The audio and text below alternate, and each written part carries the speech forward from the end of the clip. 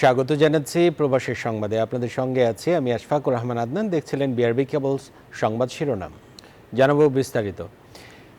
এগিয়ে আসতে পারে জাতীয় নির্বাচনের দিনক্ষণ, ভোট হতে পারে রোজার আগে। আরও সুনির্দিষ্ট করে বললে ফেব্রুয়ারির প্রথম দিকে। লন্ডনের প্রধান উপদেষ্টা ডক্টর মোহাম্মদ ইউনূসের সঙ্গে বিএনপির ভারপ্রাপ্ত চেয়ারম্যান তারেক রহমানের বৈঠক শেষে যৌথ ঘোষণায় এসব কথা জানানো হয়। বলা হয়, বেশ ইতিবাচক আলোচনা হয়েছে সংস্কার আর বিচার ইস্যুতেও। বাংলাদেশের সংকটময় সময়ে গুরুত্বপূর্ণ নানা এজেন্ডা নিয়ে শুক্রবার লন্ডনের ডরচেস্টার হোটেলে ডক্টর ইউনূস ও তারেক রহমানের রুদ্ধদ্বার এই বৈঠক অনুষ্ঠিত হয়।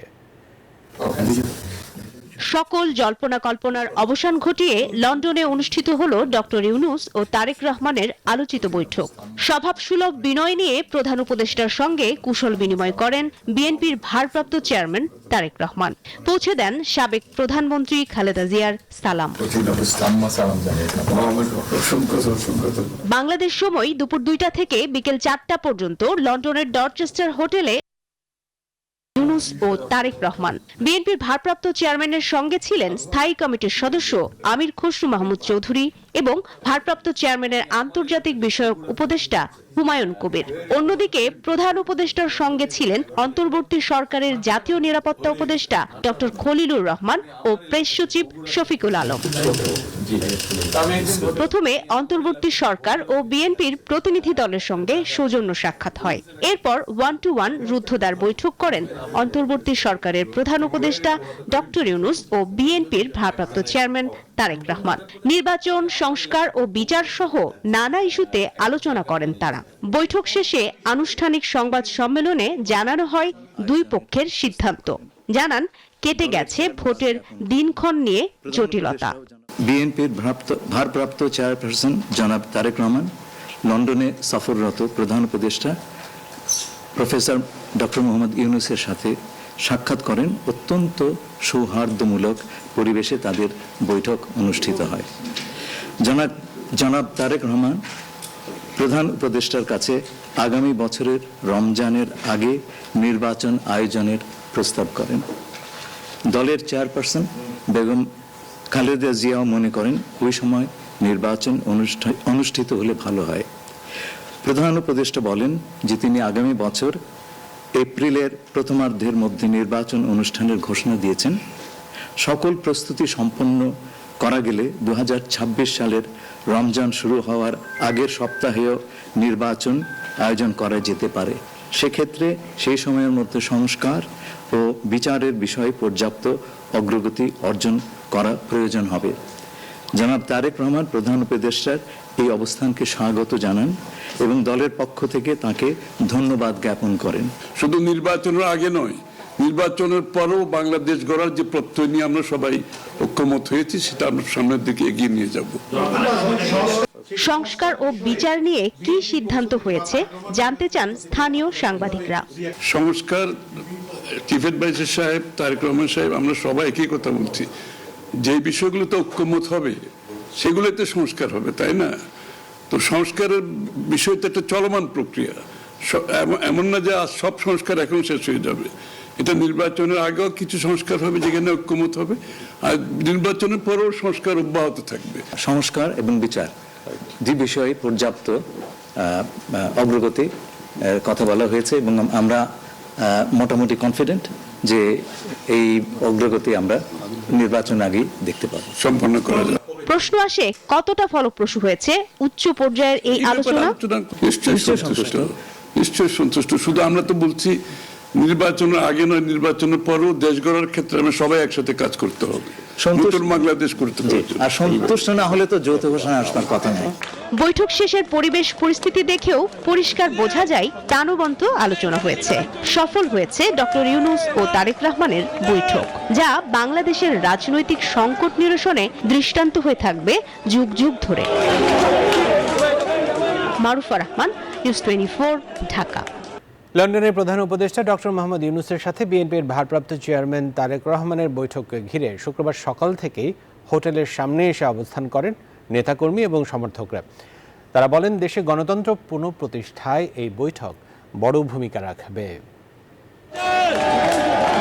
প্রধান উপদেষ্টা তারেক রহমানের বৈঠক ঘিরে শুক্রবার সকাল থেকেই সরব লন্ডনের হোটেল ডোরচেস্টারের আশপাশের এলাকা।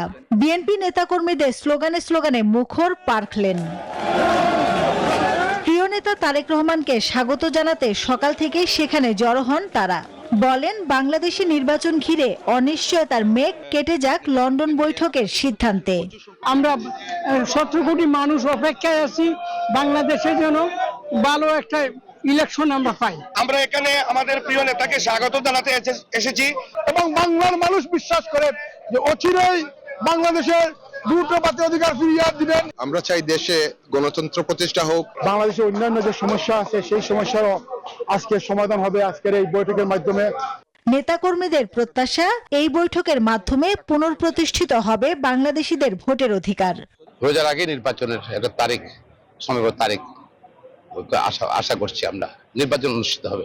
অশান্ত পরিবেশ কিছুটা হলেও শান্ত হবে এবং আগামী দিনে গণতন্ত্রের পথে বাংলাদেশের যাত্রা নতুনভাবে শুরু হয়েছে। যে প্রত্যাশা ছিলেন সেই প্রত্যাশা এই মিটিং এর মাধ্যমে পূরণ হয়েছে আমি মনে করি।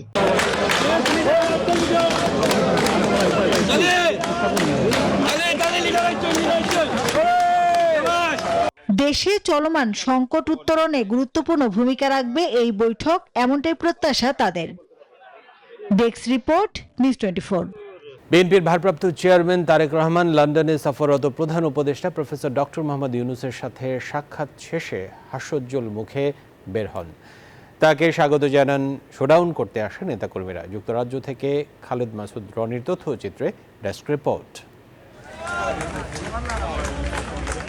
লন্ডন সময় শুক্রবার সকাল 9টায় প্রধান উপদেষ্টা ডক্টর ইউনূস এবং বিএনপির ভারপ্রাপ্ত চেয়ারম্যান তারেক রহমানের বহুল প্রত্যাশিত বৈঠক শুরু হয় দি ডরচেস্টার হোটেলে। 10:35 শেষ হয় বৈঠক। এদিন তারেক রহমান হোটেল ত্যাগ করার সময় তাকে হাসি মুখে বের হতে দেখা যায়। এই সময় তাকে স্বাগত জানান শোডাউন করতে আসা নেতাকর্মীরা। এই বৈঠকের মাধ্যমে বাংলাদেশের যে অশান্ত পরিবেশ কিছুটা হলেও শান্ত হবে। আমরা দেশে বিদেশে সকল বাংলাদেশিরা যে প্রত্যাশা ছিলেন সেই প্রত্যাশা এই মিটিং এর মাধ্যমে পূরণ হয়েছে আমি মনে করি। বৈঠক শেষে প্রধান উপদেষ্টার প্রেস সচিব শফিকুল আলম, বিএনপির স্থায়ী কমিটির সদস্য আমির খুসরু মাহমুদ চৌধুরী সহ উভয় পক্ষের প্রতিনিধিরা যৌথ সংবাদ সম্মেলন করেন। নতুন বাংলাদেশ গড়ার প্রত্যয় নিয়ে সামনের দিকে এগোচ্ছে। এদিকে আগামী রমজানের আগেই জাতীয় নির্বাচন আয়োজনের বিষয়ে যে ফলপ্রসূ ঐকমত্য হয়েছে তা অনিশ্চয়তা কাটিয়ে দেশের মানুষের জন্য এনেছে স্বস্তির বাতাস, আশার আলো, যা গণতন্ত্রের পথে উত্তরণের জন্য একটি মাইলফলক হয়ে থাকবে। ডক্টর মোহাম্মদ ইউনূস 4 দিনের সফর শেষে দেশে ফিরবেন শনিবার। চন্দ্রানী চন্দ্রা, নিউজ 24। প্রধান উপদেষ্টার সাথে তারেক রহমানের বৈঠক নিয়ে যুক্তরাজ্যবাসীর প্রতিক্রিয়া জানাতে লন্ডন থেকে এই মুহূর্তে যুক্ত হচ্ছেন সহকর্মী খালেদ মাসুদ রনি। রনি, লন্ডনে বিএনপির ভারপ্রাপ্ত চেয়ারম্যান তারেক রহমানের সঙ্গে বাংলাদেশের প্রধান উপদেষ্টা ডক্টর মোহাম্মদ ইউনূসের যে ফলপ্রসূ আলোচনা এবং তার পরিপ্রেক্ষিতে নেতাকর্মীদের যে উচ্ছ্বাস এবং উল্লাস তার কথা আমরা জানতে পারলাম। তো সব মিলিয়ে সেখানকার মূল্যায়ন কি, সেখানকার লন্ডন প্রবাসী নেতাকর্মীদের মূল্যায়ন আমাদের জানাবেন। আদনান, আপনারা জানেন যে আজকে বহু প্রত্যাশিত ডক্টর ইউনূস এবং বিএনপি ভারপ্রাপ্ত চেয়ারম্যান তারেক রহমানের বৈঠক অনুষ্ঠিত হয়েছে সকাল 9টায়। 8:50 ভারপ্রাপ্ত চেয়ারম্যান জনাব তারেক রহমান হোটেলের ভিতরে ঢুকেন এবং হোটেলে ঢুকার পরেই তাদের বৈঠক রুমে থেকে বাইর হয়ে ডক্টর ইউনূস তাকে এগিয়ে নিয়ে যান এই রুমে এবং তাদের মধ্যে একটি সুন্দর আলোচনা হয়েছে এবং তারেক রহমান সালামও দিয়েছেন এবং কুশল বিনিময় করেন। যে বিষয়টা বৈঠক, বিএনপি বলছে যে তাদের এই বৈঠকটা এই 16 আন্দোলনের ফসল এবং তাদের এই বিজয় হয়েছে। তারা মনে করে যে এই বৈঠকের ফলে আগামী দিনে প্রধানমন্ত্রী হওয়ার পথে অনেক ধাপ এগিয়ে গেছেন তারেক রহমান এবং আগামী দিনে সরকারি গঠন করবে বিএনপি। এটাই বিএনপির প্রত্যাশা ছিল এবং বিএনপি চেয়েছিল যে আগামী এপ্রিলে নির্বাচন না দিয়ে যেন ফেব্রুয়ারিতে নির্বাচন দেওয়া হয়। এই গ্রিন সিগন্যাল পাওয়া গেছে এই বৈঠক থেকে যে ফেব্রুয়ারিতে রমজানের আগে নির্বাচনটা হবে এবং এর ভিতরেই সংস্কার সহ বিভিন্ন কার্যক্রম চালানো হবে এবং নির্বাচন কমিশন সেই তফসিলটি নির্বাচনের তারিখটি ঘোষণা করবে। এছাড়া এই বৈঠকের ফলে আসলে উৎফুল্ল বিএনপির নেতা কর্মী সহ এখানে যারা প্রবাসীরা রয়েছেন, বিশেষ করে কমিটির মানুষও এই প্রত্যাশিত ছিলেন এই বৈঠক নিয়ে। তারাও জানিয়েছেন যে আসলে এই বৈঠকটা হওয়া। জি রনি, আপনাকে ধন্যবাদ। ইরানের মসজিদে উঠছে প্রতিশোধের লাল পতাকা। জুম্মার নামাজের পরেই যুদ্ধের নিশান উড়িয়ে দিয়েছে ইরান। এর আগে নতুন করে ইরানের তাবরিজ শহরের সামরিক বিমানবন্দরে হামলা চালিয়েছে ইসরায়েল। তেল আবিবের এই কর্মকাণ্ডে কঠোর শাস্তির হুঁশিয়ারি দিয়েছেন ইরানের সর্বোচ্চ নেতা আয়াতুল্লাহ আলী খামেনি। ইসরায়েলের এই হামলায় ইরানের ৭০ জন নিহত হয়েছেন, আহত ৩ শতাধিক। ইরানের কুম শহরের একটি মসজিদে চূড়ায় উত্তোলন করা হয়েছে প্রতিশোধের লাল পতাকা। জুমার নামাজের পরেই যুদ্ধের নিশান উড়িয়ে দেয় তেহরান। অতীতেও শত্রুদের বিরুদ্ধে আনুষ্ঠানিক যুদ্ধ ঘোষণার আগে ইরানের সর্বোচ্চ ধর্মীয় নেতৃত্বের বার্তায় পবিত্র জামকারান মসজিদের চূড়ায় যুদ্ধের লাল রঙের নিশান উড়ানো হয়েছে। এর আগে ইসরায়েলের একের পর এক বিমান ও ড্রোন হামলায় কাঁপছে ইরান। শুক্রবার ভোরে ভয়াবহ হামলায় কেঁপে ওঠে ইরানের সামরিক পারমাণবিক স্থাপনা সহ আবাসিক ভবন। এরপর অন্তত ১০০ ড্রোন দিয়ে তেল আবিবে পাল্টা হামলা করে ইরান। এর কয়েক ঘন্টা পরে আবারও ইরানের উত্তর পশ্চিমাঞ্চলীয় শহর তাবরিজে একটি সামরিক বিমানবন্দরে নতুন করে হামলা চালায় ইসরায়েল। হামলায় ইরানে নাতানজ পারমাণবিক কেন্দ্র ক্ষতিগ্রস্ত হয়েছে বলে দাবি ইসরায়েলের। যদিও জাতিসংঘের আন্তর্জাতিক আণবিক শক্তি সংস্থা জানায় ইরানে গুরুত্বপূর্ণ পারমাণবিক স্থাপনা ক্ষতিগ্রস্ত হয়নি। ইসরায়েলি হামলার প্রতিশোধের দাবিতে বিক্ষোভ হয়েছে ইরান জুড়ে। ইসরায়েলকে কঠিন শাস্তি ভোগ করতে হবে বলে হুঁশিয়ারি দিয়েছেন ইরানের সর্বোচ্চ ধর্মীয় নেতা আয়াতুল্লাহ আলী খামেনি। কঠোর জবাবের হুঁশিয়ারি দিয়েছেন দেশটির প্রেসিডেন্ট মাসুদ পেজেশকিয়ান। এর তোয়াক্কা না করে উল্টো লক্ষ্য অর্জন না হওয়া পর্যন্ত হামলা অব্যাহত রাখার ঘোষণা দিয়েছে ইসরায়েল।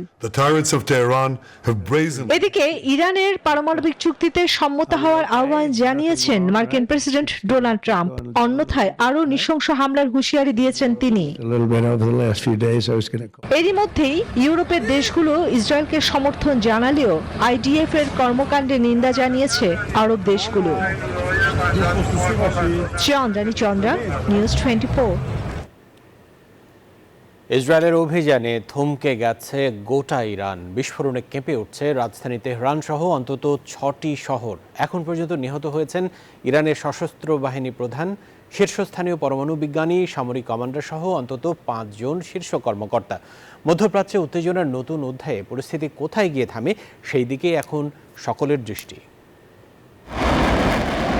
শুক্রবার ১৩ জুন স্থানীয় সময় ভোরে ইরানের বিভিন্ন গুরুত্বপূর্ণ স্থাপনায় হামলা চালায় ইসরায়েল। লক্ষ্যবস্তু ছিল পরমাণু বিজ্ঞানী, সামরিক গবেষণা কেন্দ্র এবং রেভলিউশনারি গার্ডের ঘাঁটিগুলো।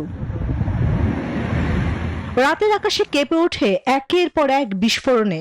মুহূর্তেই আতঙ্ক ছড়িয়ে পড়ে তেহরান সহ অন্তত ৪টি শহরে। ইরানের রাষ্ট্রীয় টেলিভিশনের তথ্য অনুযায়ী এই হামলায় নিহত হয়েছেন ইসলামী রেভলিউশনারি গার্ডের কমান্ডার ইন চিফ হোসাইন সালামি, খাতাম আল আম্বিয়া সদর দপ্তরের কমান্ডার গোলাম আলী রাশিদ, পরমাণু বিজ্ঞানী ফারেদুল আব্বাসি এবং মেহেদি তেহরানচি। এছাড়া নিহত হয়েছেন ইরানের সশস্ত্র বাহিনী প্রধান জেনারেল মোহাম্মদ বাঘেরি।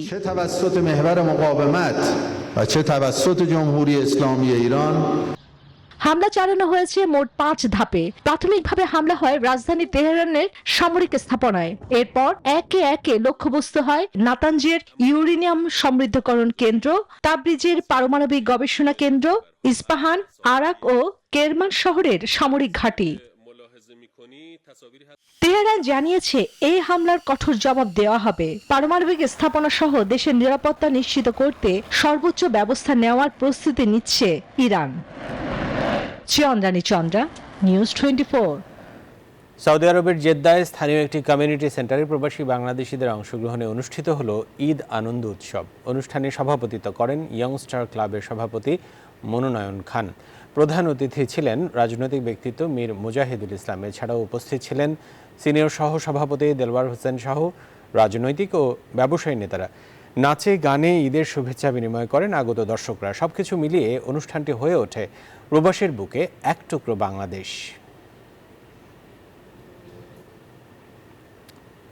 অসহায় অসুস্থ প্রবাসীদের সর্বোচ্চ ডিসকাউন্টের মাধ্যমে সেবা দেওয়ার প্রতিশ্রুতি নিয়ে সৌদি আরবের রিয়াদে ঢাকা মেডিকেল সেন্টারের উদ্যোগে প্রবাসীদের নিয়ে ঈদ পুনর্মিলনী অনুষ্ঠিত হয়েছে। মেডিকেল সেন্টারের সভাকক্ষে অনুষ্ঠিত হয় প্রোগ্রাম। ঢাকা মেডিকেল সেন্টারের ডিরেক্টর মোহাম্মদ আসাদের উপস্থাপনায় সভাপতিত্ব করেন ঢাকা মেডিকেল সেন্টার এবং জেনারেল ম্যানেজার সৌদি নাগরিক আবদুল্লাহ আল দাউদ। উপস্থিত ছিলেন operation manager doctor Mohammad Jamil, HR manager Abu Khaled, doctor Abul Kashem, জামরুল ইসলাম, রেদওয়ানুর রহমান সহ আরও অনেকে।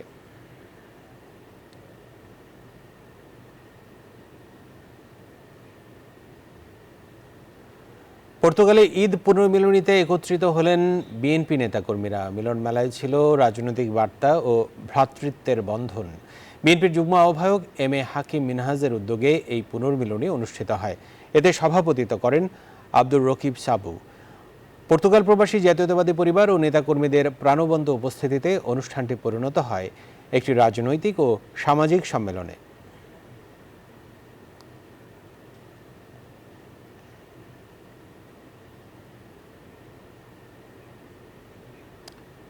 ফ্রান্সে প্রবাসী বাংলাদেশি সাংবাদিকদের সংগঠন ফ্রান্স বাংলাদেশ প্রেস ক্লাব আয়োজন করেছে ফ্যামিলি ডে। বৃহস্পতিবার লাখরনভ পার্কে আয়োজিত এই মিলন মেলায় অংশ নেন নানা বয়সী প্রবাসীরা। ছিল শিশুদের দৌড়, চকলেট দৌড় আর মোরগ লড়াই। প্রতিযোগিতা শেষে বিজয়ীদের মাঝে পুরস্কার বিতরণ করা হয়। সভাপতিত্ব করেন প্রেস ক্লাবের সভাপতি ফেরদৌস করিম আখুনজি। অনুষ্ঠানে প্রধান অতিথি ছিলেন EPBA ফ্রান্সের প্রেসিডেন্ট ফারুক খান। বিশেষ অতিথি ছিলেন বৃহত্তর কুমিল্লা সমিতির সভাপতি শাহিন আরমান চৌধুরী, প্যারিসের প্রথম নারী সংগঠক বিকশিত নারী সংঘের সভানেত্রী সৈয়দা তৌফিকা শাহেদ সহ অনেকেই।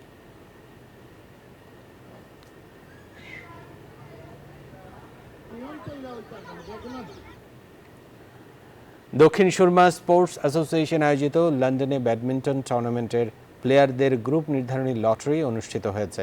সভায় জানানো হয় আগামী 15 জুন রবিবার এই ব্যাডমিন্টন টুর্নামেন্টটি অনুষ্ঠিত হবে।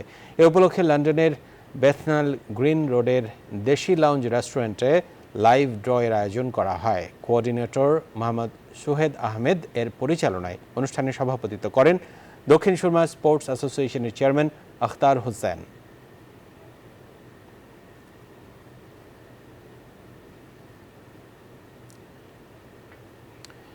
ঈদ উপলক্ষে স্পেনের মাদ্রিদে দেশ রেস্তোরাঁয় ঈদ পুনর্মিলনীর আয়োজন করে গ্রেটার সিলেট অ্যাসোসিয়েশনের আহ্বায়ক কমিটি। আহ্বায়ক মাওলানা আসাদুজ্জামান রাজ্জাক কোরবানির মাংস দিয়ে আপ্যায়ন করেন। গভীর রাতের এই আয়োজনে অংশ নেন বিপুল সংখ্যক প্রবাসী সিলেটবাসী। সেখানে উপস্থিত ছিলেন কামরুজ্জামান সুন্দর, আব্দুল মোজাক্কির, মাসুক আহমেদ, আব্দুল কাইয়ুম সেলিম, আব্দুল মোতালেব বাবুল, মোহাম্মদ এমদাদ, রমিজ উদ্দিন, আবু সাইদ, দবির তালুকদার, আবু জাফর রাসেল, জাহাঙ্গীর আলম, আসাদ আলী, সানুর মিয়া, মোহাম্মদ মনির, মোহাম্মদ ইউসুফ সহ আরও অনেকে।